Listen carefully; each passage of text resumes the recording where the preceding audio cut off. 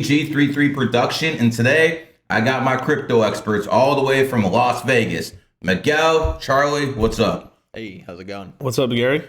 Long time no see. Yeah, a couple weeks. Anyways, guys, listen, man. Crypto's on the move. Tell us why Bitcoin jumped 10% and then it got pulled back today. So we had Cointelegraph. Somebody at Cointelegraph basically say that the ETF was passed by the SEC, and there are so this is kind of something we've been waiting for the ETF to pass for a really long time now. I mean, years and years and years.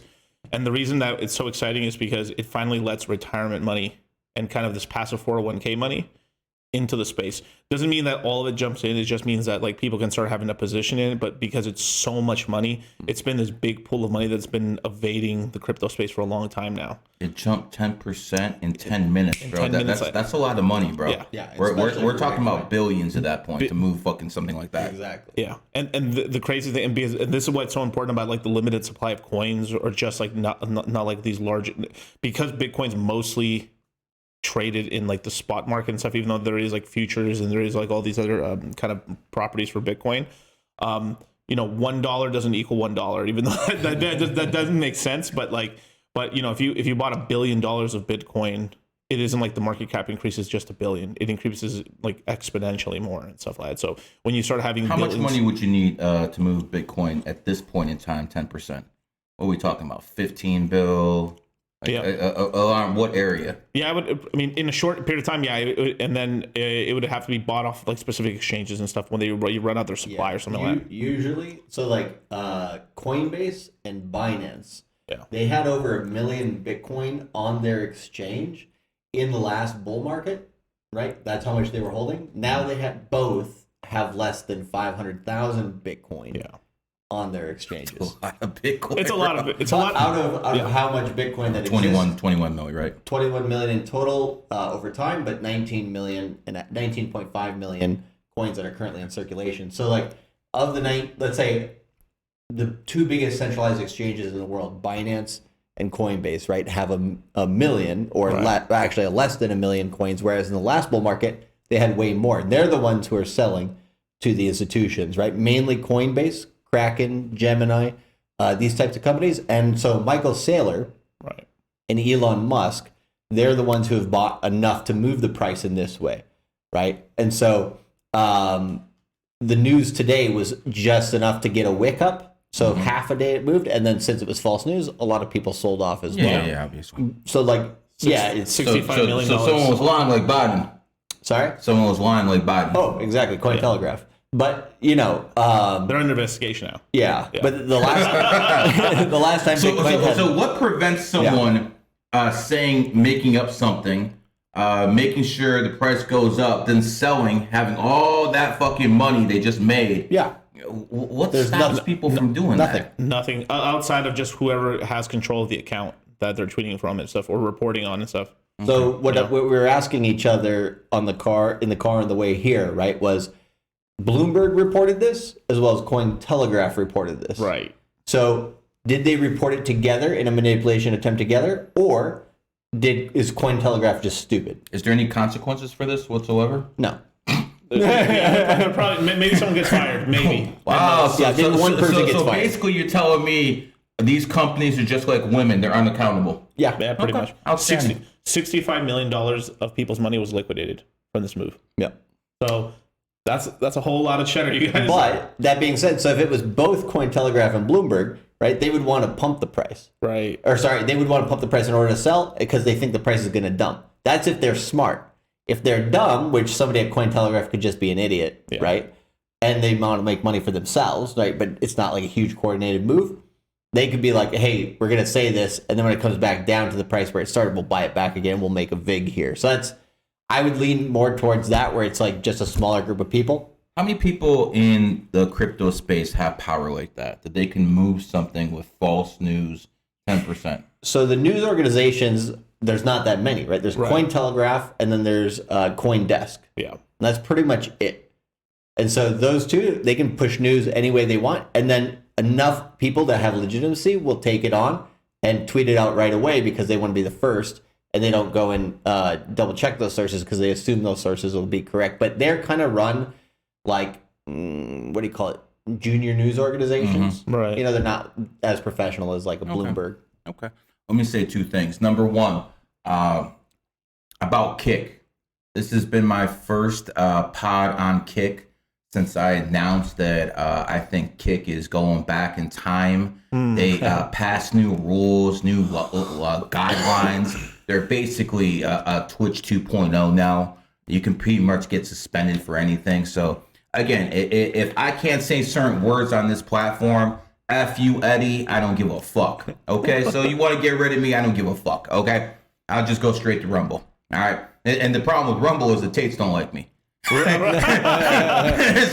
I you know what? I don't care because at the end of the day, this isn't my forte. My forte is getting billions of views on IG and TikTok and all the other shit. So I don't give a fuck, Eddie. Okay. Now that I mentioned that, now I got some serious questions for you. Since the start of Bitcoin, there have been some wallets that had 500 million Bitcoins in them, 250,000, and they've never moved. Nothing has ever moved out those wallets. Tell me who has patience like that besides the federal government. People who don't want to get arrested by the federal government. Or thrown in political prisons, you know. Or they're dead. Okay, so okay, they're dead, whatever. Let's be more realistic. Okay. There's accounts with a lot of Bitcoins that from day one have never moved one coin. What is your explanation, guys? So the earliest money is all Satoshi Nakamoto, right? And if he even exists. If it exists, yeah. I mean, there's a group of people. It's a group. He's kind of like Jesus now for Bitcoiners, right? Correct. Yes. That is actually correct. Yeah. Yeah. Like this is the thing about crypto. Some people won't agree with this, but they're wrong. But it's like crypto's, it's true. They're fucking wrong. Crypto is basically a stock mixed in with the sports team with the religion, and this is kind of the beautiful thing about it is like when you're in a sports team, right? Your sports team wins, fuck yeah, they won, and that's it, right? With this, your sports team wins, you make a lot of money, right? So this is why people get really not cult-like, but they get very close to cult-like in terms of because it's like, how dare you go against the family? Because you're hurt. Like if everyone's buying our coin, that means everyone in our family gets rich. And that's kind of like how people are like. Don't you have to sell it to get money out? Exactly, you do, but there's this kind of this whole thing where like over time you're selling slowly and stuff, and like it's an asset. It's an asset, and this is kind of. But the thing is like when guys from equities look at things like cryptos like this, they're like, you see, it's a Ponzi, right? But it's the same thing with stocks in a way because it's all supply and demand. If people aren't buying, it's Ricky Bobby. If you ain't winning, if you're not winning, you're losing, right? Or not versus your left. And by the way, I'm a winner. I'm 42-24 against the NFL line. I saw that. Within 6 weeks. People can say that shit's haram all they want. I win. Only losing is haram. Sorry, I had to cut you off for a second. Hey, congratulations on the parlays, though. Hey, he had the Minnesota Vikings. I'm not surprised I was your little faith. I could go 1-13 as long as Minnesota wins. He's good. Bro, that never happened. I almost spit my drink when I saw the Jets. Yeah, right. I didn't bet the Jets. Yeah, I was like, oh shit. Yeah, but to answer your question a little bit, like the two people that really to focus on for that original Bitcoin, because the first 3, 6, or 9 months that Bitcoin existed, there weren't any other people mining it, just Satoshi. And then the guy who came on the quickest to the network is a guy named Hal Finney. Yeah. He died from, I think, Lou Gehrig's disease or something along those lines. Yeah. And, what year was that? Mid 2020s, so like 2015 or 2013, somewhere in there. Because by 2013, what's his name? Gavin Andreessen, who is a top developer outside of Satoshi that was vocal in the Bitcoin chats. Gavin Andreessen said, hey, Satoshi, his last email to him was, I'm going to go and give a talk to the FBI about basically, how Bitcoin works. Satoshi was never seen again, right? And so my theory on this. Let's hear this. Is that Satoshi is a group of people. Right. One of those people is a guy named Adam Back. Right. He's a guy in Britain, and the first, basically he's the guy who created proof of work, which is the algorithm behind Bitcoin for its mining, right? And then a guy named Nick Szabo, who lives here in Florida, he's a guy that basically made it so you can't spend Bitcoin twice. Those two guys, plus maybe a handful of others, And they were just like, okay, if we touch that, then authorities are going to come and look towards us. So we just dip out here, right? And then they go, instead of making their money off of selling that Bitcoin, they make their money off of knowing exactly what makes Bitcoin tick. And they go and build. So Nick Szabo, he's a little bit more quiet. But Adam Back, he did go out and build a company called Blockstream, which allows Bitcoin to be transacted globally through satellites so that you can never take it down if the internet went down or anything like that. Oh, really? Yeah. Yeah. So the internet goes down, Bitcoin is still good because of satellites? Yeah, you got the satellite network. You can also technically send Bitcoin through ham radio, which is kind of fucking crazy. Yeah. Excuse me? Ham radio? Yeah. Yeah. The fuck is that? Ham radio is basically an old way that people used to communicate during like World War II and stuff like this. How do you send Bitcoin through a radio? I mean, this is something I haven't heard before. So you basically have to, through the radio waves, the person receiving has to like specifically get to the tuned frequency and understand, okay, I'm going to be receiving Bitcoin. So you can't just send it to an address and then the network's not going to confirm it. So the person receiving it has to be like, okay, so I'm going to get this feed, right? I just have to decrypt like the information that's coming through in terms of like letters and numbers. Yeah. And then you just put it in. I guess. Then you just put it in the computer and then confirm it, and then I want to see you do that live. I want to see you do that live. We can get into I'm gonna send you somebody through the goddamn radio. I want to see that transaction, brother. there's a Google it. There's a transaction done between Toronto to San Francisco that way. Back in, I think, Rainbow it was 2019. transaction. Yeah. A rainbow transaction. Hey. Maybe for goods and services. Right. But I did like your tweet earlier today. It says, buy ETH, don't ask me questions, brokey. Yeah. You're not wrong. That's I mean, 100%. I've always liked Ethereum. I still think Ethereum at some point is going to overtake Bitcoin. Yeah. You guys are big on Ethereum. I mean, shit, my other guy who I trust, Big House, shout out to him. He's big on Ethereum, so I don't see how that thing can go wrong. Exactly. And so it's just taking advantage of it while the price is cheap right now. Yeah. Yeah, we had a nice move on it. It's back down again, which is perfect. Yep. I mean, that's the whole thing too. Is like you forget, like when you have a big, like when prices like right now, like if you don't buy it, you're like, oh, 1,500. Dude, I don't know. It's kind of expensive right now. That's what people are thinking. Yeah. Wasn't it 4,500 not too long ago? Yep, yeah. What the fuck? So that's what I'm saying. Is like in a moment, it could be $3,000, and it won't go back to 1,500 ever. Yeah. What I You don't would say. think it'll ever go back to 15? That's a strong statement. That's what's trying. It's very well. Let's see, Go back to what price? to $1,500 Give a percentage, because I think that's the best way to do it instead of saying indefinitely. indefinitely. Yeah, like more like so. If we look at Ethereum, right, it topped out at $4,800, and it went down as low, depending on exchanges and stuff. It went as low, maybe it was like $780, $800, right? So it went from $4,800 down to, let's just call it $800. So on this next run, if we get a higher price, like let's just say, even if we have a very bad all-time high of $8,000, maybe we end up getting $12,000 or $14,000. That means the price will only go down so low. So we're talking about maybe it might just go as low as maybe like $2,200, maybe $2,500. Give me a percentage. Let's start with you, Charlie. Of what percentage do you believe that Ethereum will 100% be 10,000 within so many years? Ethereum.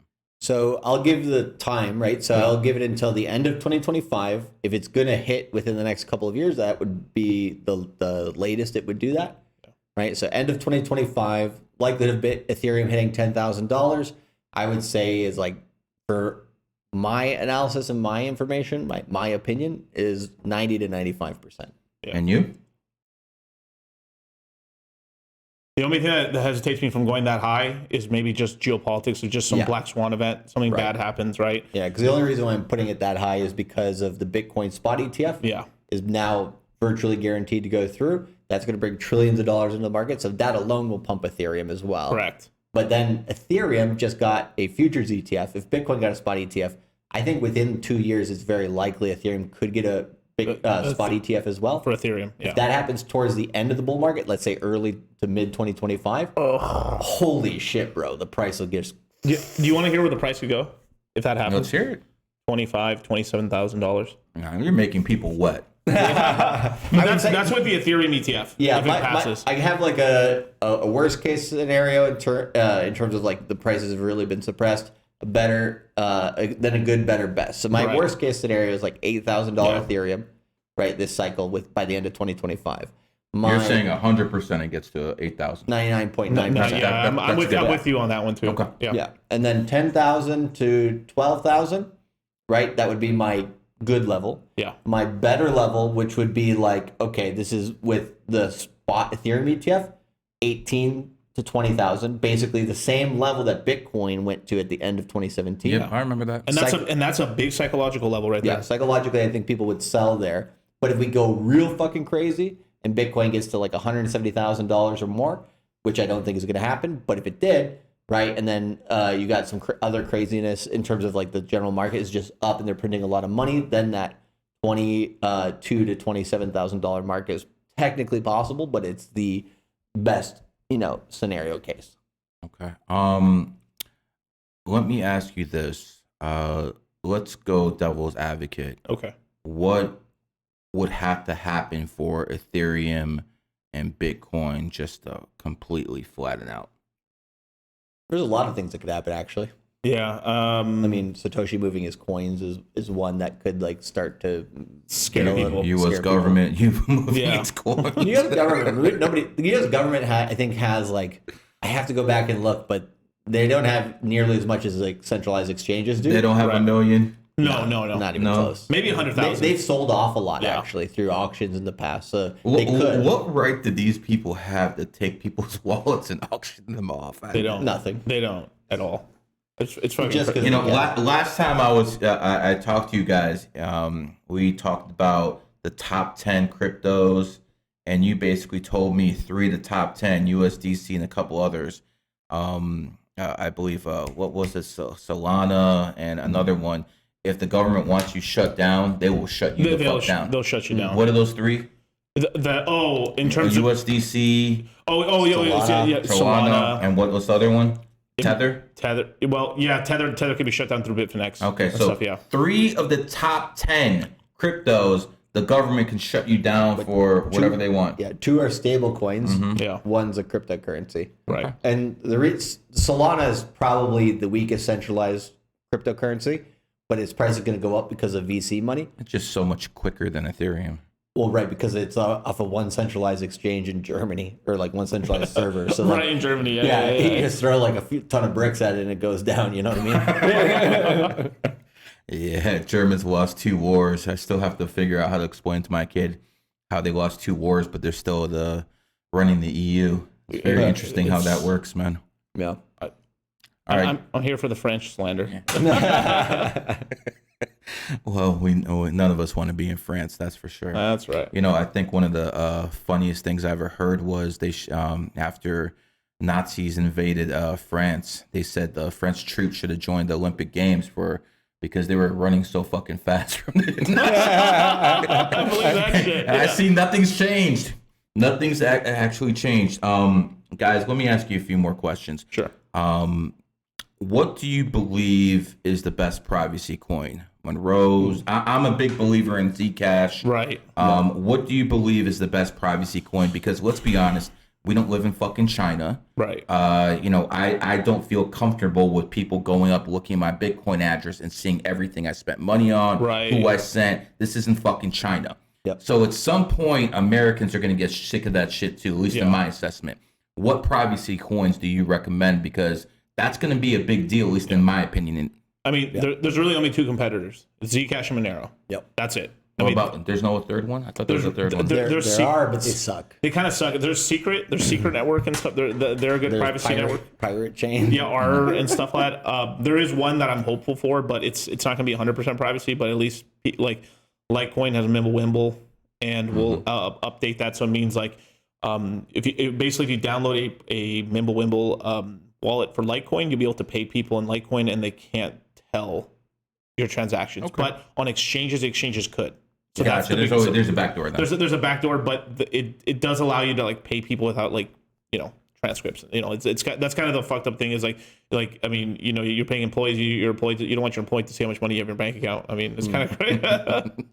Oh, you got that much money? I don't think I should cut your salary. You're making too much. Some deal like that. So when I look at Monero, I basically did some studying, and they basically, when they send money, they send like basically 10 signals, and one of them's correct, and the other ones are dummies. So that basically means you have a 10% chance of getting the right signal. So I don't really see it as that privacy, because any good hacker or any good, government agency could figure out what's going on. Now, Zcash, here's the interesting thing. So Zuko is the guy who created Zcash, and I've been shilling Zcash for a while. The guy blocked me.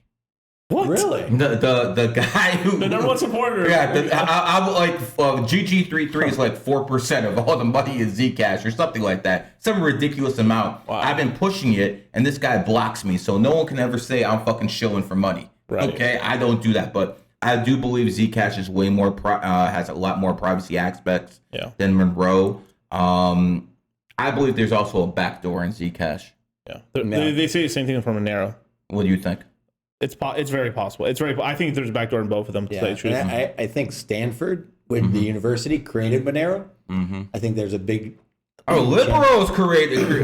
Oh, there's a backdoor. I think they did it. There's a backdoor. I think they did it as an experiment. And then, experiment. Yeah, and then they rolled it out to the big one on Monero was basically saying that there was like a secret inflation that you can't really tell what the actual max supply is, but it looks like some of Monero coins were being printed and deposited into a different. You can't really. They're just like their speculation is basically that there is a bit of like secret printing, not a lot, but just a little. Yep. Because I remember when Monero wasn't that high in price, that a lot of the guys who were the big Monero dudes all were rocking like not Herman Millers. What do you call those? Richard Mills. We're like we're like rocking Richard Mills and all this other. Because like I saw these I saw streams with like all these founders, and then certain Monero guys were just like iced the fuck out. And I know the coin didn't really perform well until like really deep into 2017. So it sounds like Zcash is a superior coin based on what you're saying. Off of that, but the thing is, these things are almost used now like as utilities. Yeah. Like I hope because a lot of great technology came out of Zcash. It definitely did, But the thing is like I think there should be like updates and like burning. They have to add some extra tokenomics or buy and burns or something to the token to improve tokenomics, as well as like the one problem with like a lot of the privacy coins is they're not focusing just on price. I mean, recently you had one of their larger whales like completely capitulate, said I'm selling everything, and he even sold his Zcash parachute. Really? Yeah, like I'll try to find it and stuff. I'll retweet it later on Twitter. But basically, yeah, it's we're close to capitulation on some things, but I am hopeful that he's able to turn it around because the tech's good. The tech is good. Before I forget, how do people find you on Twitter and on IG? I'm assuming those are the two platforms you use. Dollar Cost Crypto on Instagram, YouTube, Twitter, everything. Yeah. And you? Cultivate Crypto on everything as well, mainly YouTube, Twitter. Okay, YouTube. That's right. We do YouTube too. I keep forgetting about that. Can I mention something in the chat? Go ahead. All right. So we got a guy named No Eggs in Sandwiches, which I highly disagree with that to begin with. Which, if you've ever had, an Egg McMuffin, it would just be a McMuffin without the egg, right? So, I mean, anyways. At least you're giving them attention. I never give these people attention. I think it's important. It's important to mention this because I think here's some math for this motherfucker, right?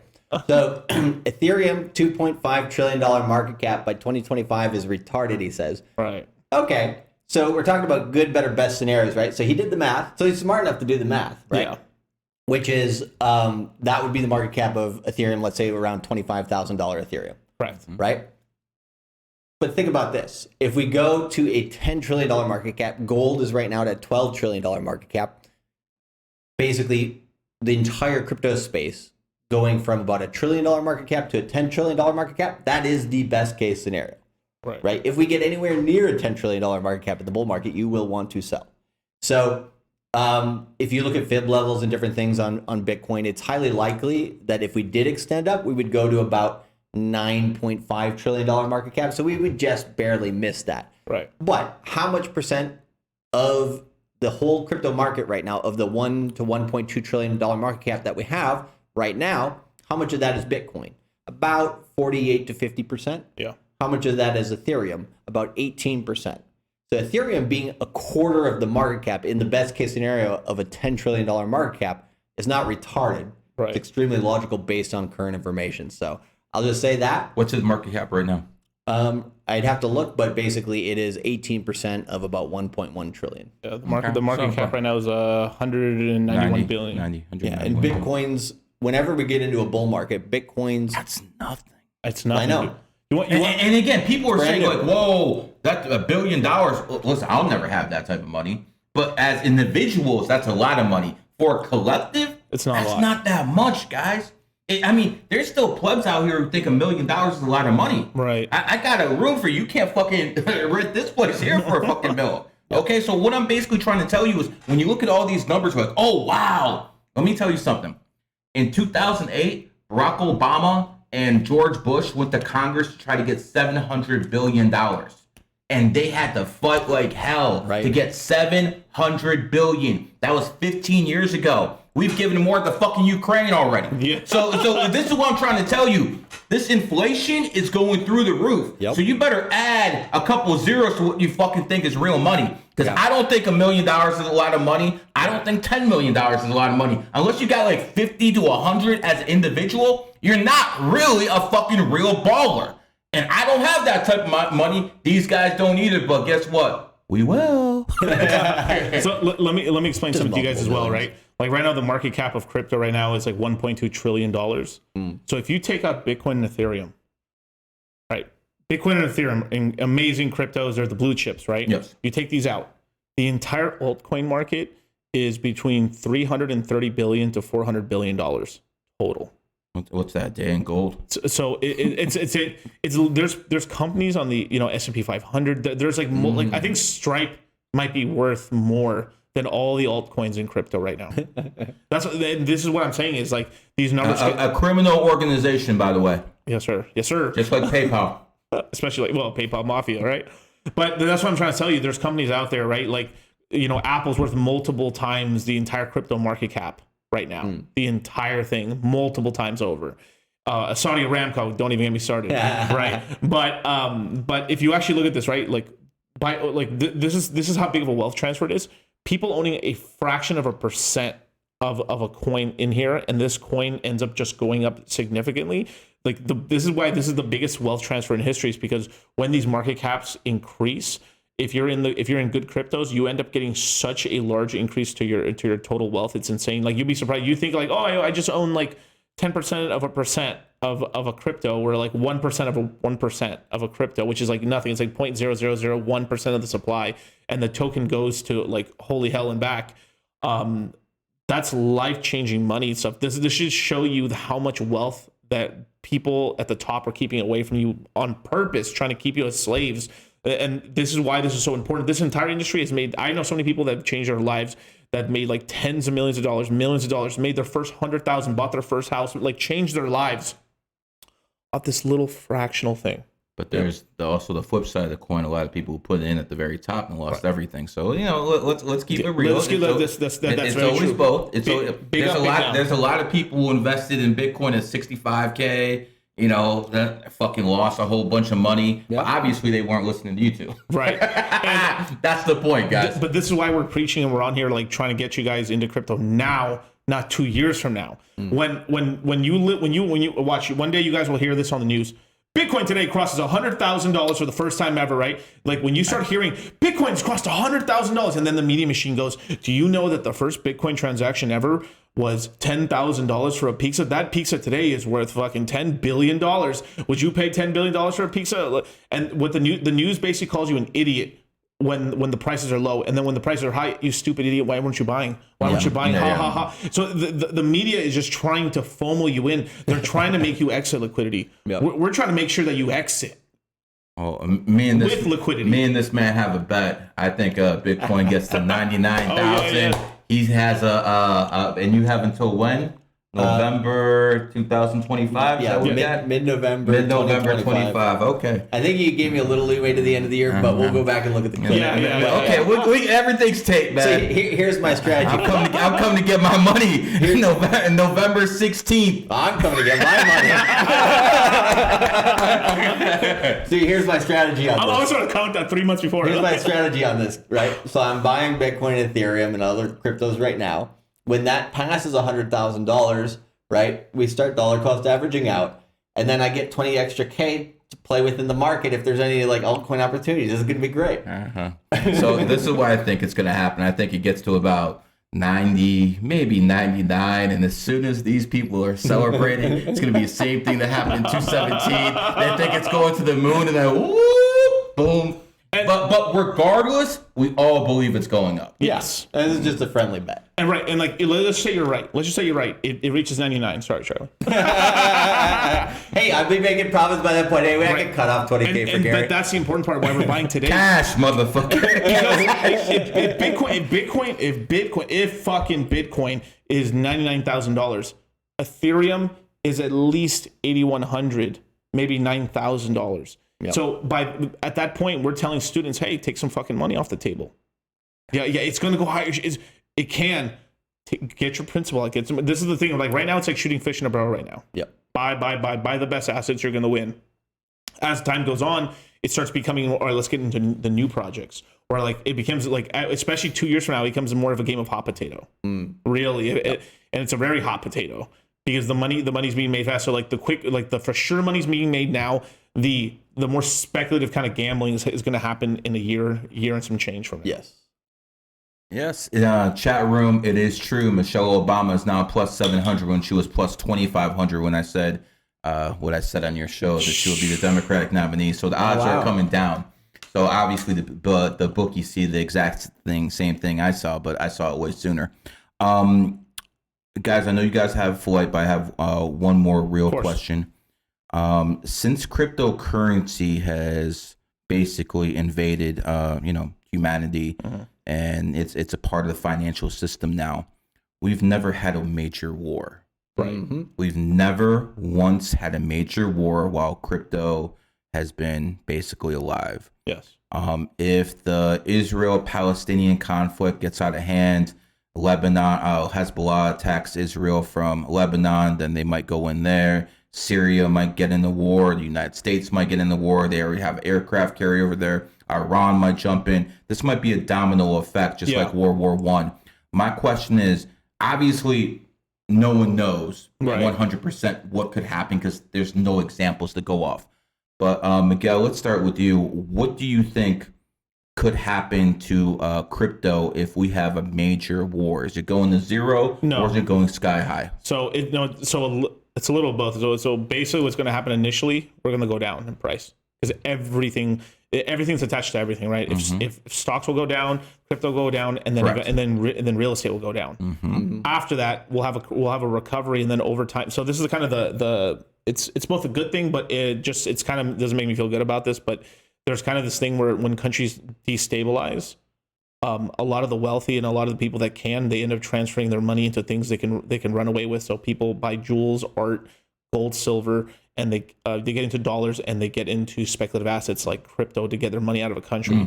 So what's going to happen is if countries are destabilizing, more and more money is going to start getting flooded into the crypto space because it's a way to move money around. And there's going to be, like, whether we like it or not, there's going to be probably if we were in a full scale war like that, there's going to be war financing through crypto.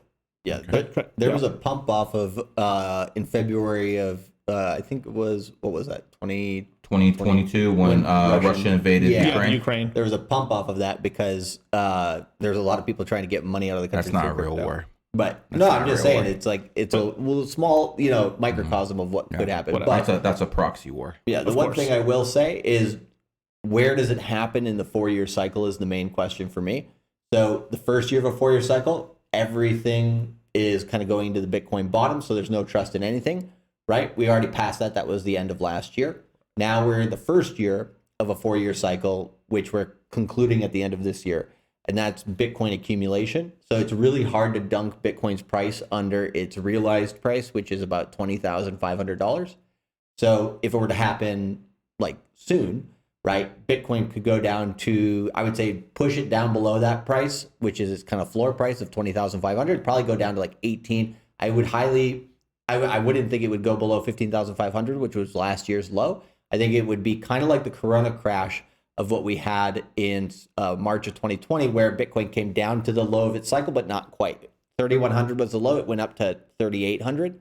So we could go down to like $16,000 Bitcoin, right? But then we would just spring back up based on supply reducing on Bitcoin and everybody not really selling. March 2000, I remember it very well. Bitcoin was at its bottom, and I'm getting phone calls from very, very big whales telling me we want to buy 50 million in Bitcoin, 100 million in Bitcoin. The problem was, even though it was 31,000, no one was selling.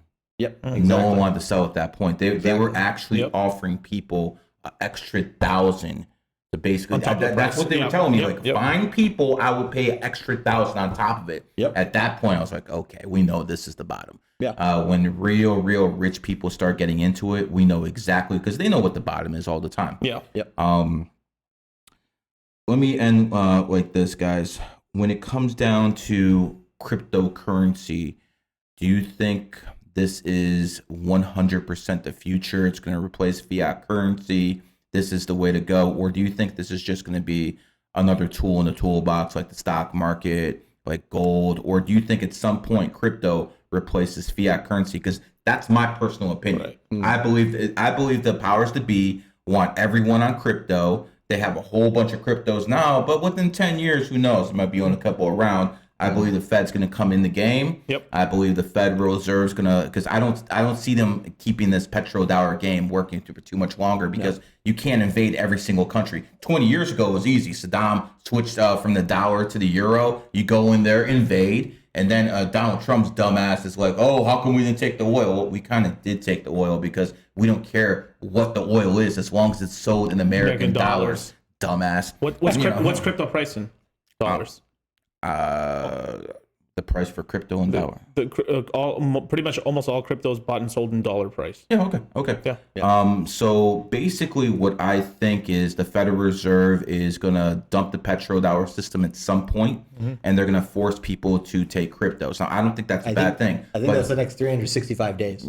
Wow. Yeah. It's very possible, man, because 2024 could be a great reset. I see that with the numerology and astrology as well, because every single dragon year, 2000 was a reset, 2024. Remember we talked about like when you start doing podcasts, you have a good point, then someone says something, and you completely forget what the fuck your point was. We're getting. I think you're asking me a question. You're asking us. Yes, it's early in the morning for you. It's way too early for this shit. Is it because it's a double dragon year? Because it's like every 24 years, there's like... No, it's every dragon year comes every 12 years. But here's what I think the Fed's going to do. I think they're going to force everyone on a Fed fiat, on a Fed cryptocurrency, and then they're going to raise the taxes to 5%. Then it's going to be 10. Then it's going to be 15. Then it's going to be 25. Then the communists and the socialists say, pay your fair share. We want 50. We want 75. And at some point, I think the power goes out in the world within a decade, and they're like, wait a second, we can't buy anything with this crypto. All the power is out. And then when all the power gets back on, they're going to start telling people, oh, the cryptocurrency isn't good enough. Now we need to put a chip in people. Watch. That's exactly what's going to happen. Now, when that happens, I'm going to have a lot more gray hairs, but I warned you. Make money in crypto while you can. Buy assets outside of it that they can't take away, and create your citadel. Either way, they're going to try to get rid of cash no matter what. Yes. You are right. The USD coin is going to come out. The central bank digital currency coin is going to come out.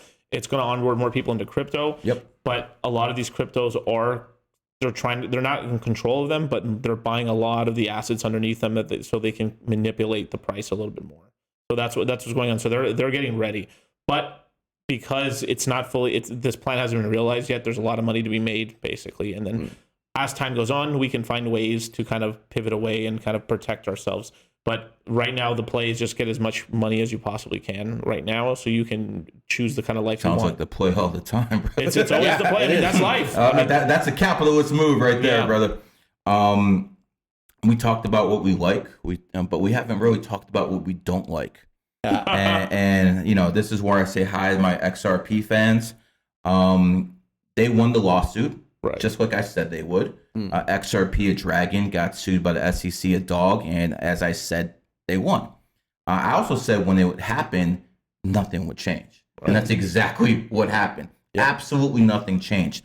Am I wrong to think that XRP is one of the biggest scams, if not the biggest scam in crypto?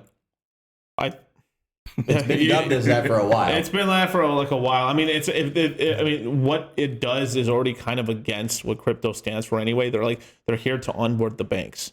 What? Yeah. We're here to become our own banks and control our own money. And then they're over here trying to empower everybody, so they empower the middlemen to come into the space. Yeah, that's the crazy thing to me. Yeah, and the tech is actually being used with Ethereum for central bank digital currencies, but that has nothing to do. That doesn't mean Ripple's good and it will go up in price, right? So the speculation on the price versus the actual technology is totally separate, because sometimes people conflate the two and say, oh, because it has great tech, it must be worth something. No, right? The tech is going to be used, but the token, nobody gives a shit about. You idiots listening to this? See, this is what I like doing on this show. Right. I'm a numerology expert. I don't need anyone's help with that subject. When I talk about holistic medicine, the Hutes in here are paid because they are experts at the subject. These guys live and breathe, and just, like, I'm hanging out with these guys. And I'm like, shut the fuck up about crypto. I want to hear this shit. But here, that's exactly where we're supposed to hear it. XRP, basically another fuck you to you guys. I think you guys are the biggest idiots in the crypto space. You guys are being used like a prostitute. And pretty soon you're going to find out. I mean, you got to be a moron at this point to say XRP is going to do something. It was like $1.80. And now it's what 50 cents, and people keep telling me it's gonna go up to 10,000 a coin or some bullshit like that. You must be out your fucking rabbit ass mind, man. Some garbage, man. You know, like I always told people, I thought the Bitcoiners were bad until I ran into the XRP people. You people are out your fucking mind, man. Just crazy. Like their whole identity is about this cryptocurrency. That's why go out there and get some sex. Find a woman. Touch grass. Touch grass. There you go, man. This is why I said it's a religion. It's literally a religion next to a stock with a sports team. That's what it is. Yep. Like it becomes like that's their whole life.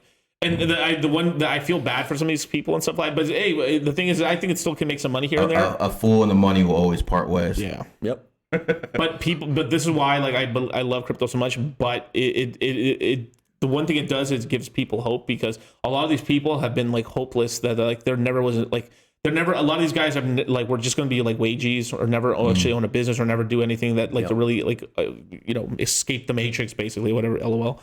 But with crypto, they finally for the first time in life see like, wow, if I hold these assets and they go up to this crazy price, dude, I can escape. And it's giving a lot of people hope, and they're falling into hope. False hope. Nothing is more dangerous in the world than false hope. Nothing.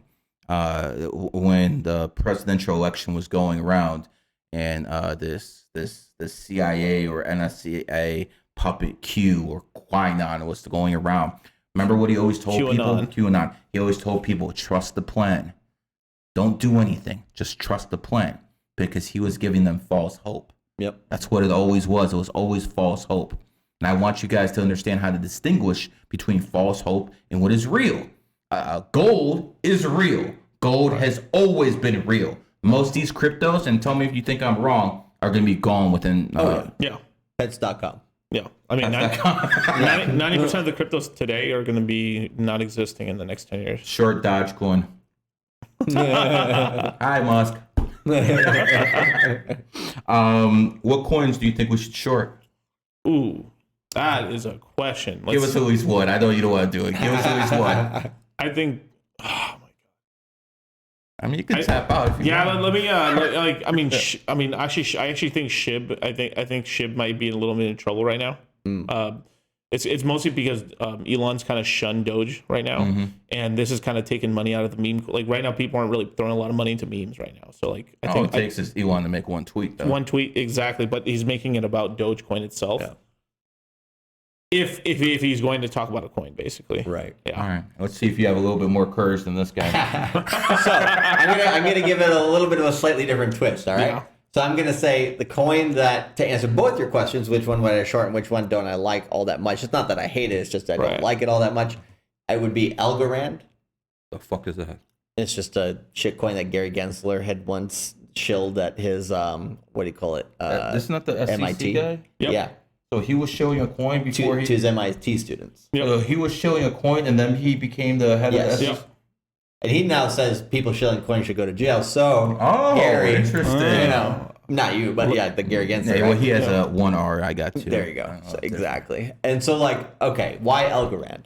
You know, he's the 33rd chairman, right? No, I didn't. Yeah. Wow. A guy named Gary's the 33rd chairman. So Algorand with a twin brother. Right.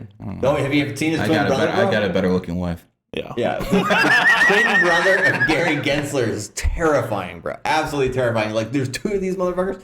But anyways, okay, so going to Algorand. So why don't I like it as much? Because it generally does not outpace Bitcoin or Ethereum. And I would say any coin that doesn't outpace Bitcoin and Ethereum, any coin that you can't make more money than Bitcoin and Ethereum, what's the point? Yeah. Right? So it's not that I would short it, because I think it will outpace the dollar, right? But if I could short it against Ethereum or against Bitcoin, I would. All right, let me rephrase that. Give me at least one coin that's going to be dead in the next couple of years. Give me the coin market cap list. Give me at least one, guys. I can give you like 5. Just one is good enough. Because every show, it's like, this is going up, this is going up. I want to know what the fuck's going down, too. Tron. All right. I could have told you that one, bro. But let's go through the list. Yeah. But when it does, when it does, if the thing is with Tron can hold out for a long time. Because like the thing is it's just. I think it'll stick around, but I think it's just trash. Yeah. That's all. It's I guess there's a difference between going away and totally dying and stuff like that. I want to know, what is the animal dying on the side of the fucking road? Okay, the biggest one here that's dying on the side of the road is fucking Filecoin, bro. Oh yeah, Filecoin. I legitimately have met the people who have manipulated this coin to the Chinese and Japanese miners. So Filecoin, FIL, it's number 32. There you go. Holy shit, this coin is such a fucking scam. It's not even funny. Like, so here's a little bit of the dig on it. Oh, look at those stats. So the guy that's a pump and dump, bro. Exactly. The guy who's behind the pump is a guy who runs Grayscale Bitcoin Trust, right? Barry Silbert. I've heard that before. Yeah. He also runs a digital currency group, basically pretty big in the crypto space. Really big Bitcoin maxi or bull or whatever. He has a lot of Bitcoin, right? So he wanted to pump this project up so that he could make some money, dump it down, right? What they did was they had pretty beautiful Chinese and Japanese women selling Chinese and Japanese customers to basically buy into their mining system. So they had to buy these rigs from the company. They had to do all this shit. And then they built it all out. As soon as the coin, like this coin had raised the most money in 2017 without actually coming out with the product. Then when it came out with the product, all these Japanese guys and Chinese guys were like, okay, I'm sold on the dream. I'm going to mine it. Right. And then once the mining rigs were able to go online, half of them didn't even work. And like this, like they just sold these guys just a bag of shit, and then sold through prostitutes. Effectively. Well, yeah, sold through prostitutes. Yes, yeah. Sounds like the U.S. government. Right. So yeah, this one I would say, this one's gonna die eventually once the whales have they've already made their money on it. So they're just gonna try to pump and dump it here or there, but it's essentially worthless. ICP is another one. Yes. ICP, yes. Internet computer. That one, I fucking hate ICP. Basically, this was an Andreessen Horowitz A16 Capital pump and dump that they did. Like, they literally ICO'd it for billions of dollars. They cashed, if I remember correctly, I think they must have cashed out $600 or $800 million from it. And then the next day they said, hey, we're announcing a $600 million crypto fund. Then like it's pretty insane if you actually look into the history of it. It launched at a really, if you go to ICP and go to like Ripple behind this one too. No, look at that. Look at that shit. It launched instantly. Oh my god! That's like someone go down to fight in the first round and just getting rocked. So they literally just like rug pulled it, right? And it just dropped down. It's only gone nothing but down. And then what they did is the next day, after like within a couple of days of this happening, then Andreessen Horowitz announced, hey, we're doing a $800 million crypto fund into new projects. Yep. These people must just look at these guys as sheep. Yep. Yeah. Just straight sheep. Slaughtered. Dude, I've talked to people who've lost tens of millions in crypto. What are some horror stories you've heard? Because you deal with these people more than I do. Well, I think the biggest horror stories are always like with human error scammers. Yeah. Right. So like whenever there's a thing that says, "Hey, I'll send me 1 Bitcoin, I'll send you 2 back." I've seen people who've actually sent like $500 to them, They got 1,000. You know what, man? Hold on, I'm gonna try this on my phone right now. I want to see how these stupid people are. There's a lot of them, bro. Send me 1 Bitcoin, I'll send you 3. How about that? I'll even do it in the bank. Exactly. I wonder how many people we get. Dude, it would be sad. You can get a lot. You can get a lot. There aren't that many stupid people in the world. See, here's what they do. Well, then again, why am I surprised? The Democratic voters. But here's what they do. They send $500 first, and they actually do give them 1,000. And then they're like, from there, then they take a whole Bitcoin and throw it in. So it's basically they give them a little sugar. Honeypot. Yeah, it's a honeypot operation. Yeah.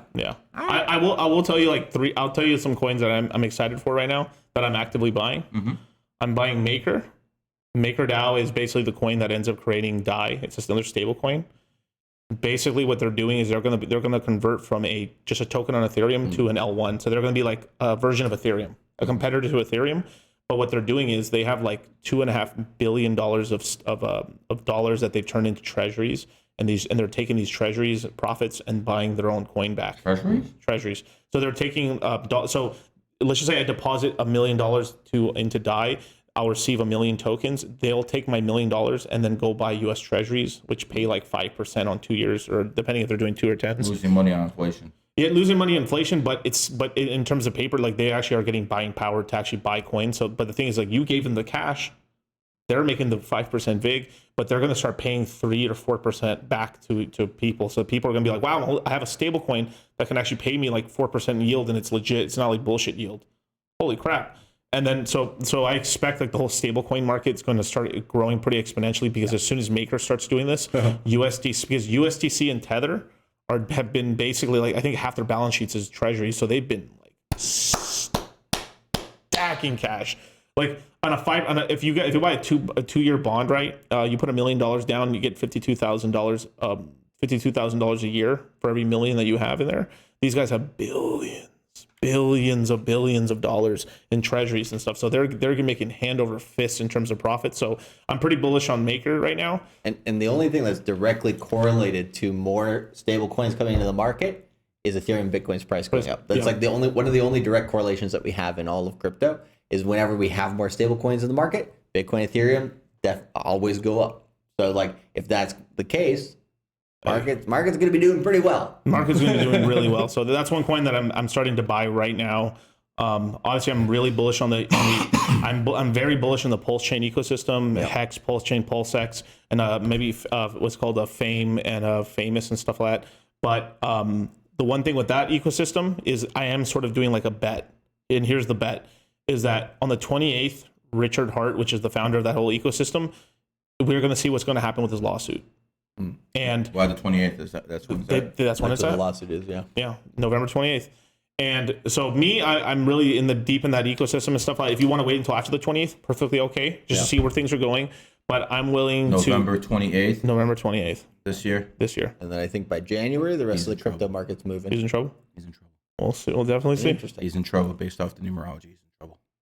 Interesting. We'll keep it at that. Anyways, guys, I know you guys got a flight to catch. Any last words before you want to get out? Follow us on Dollar Cost Crypto and Cultivate Crypto on YouTube and elsewhere.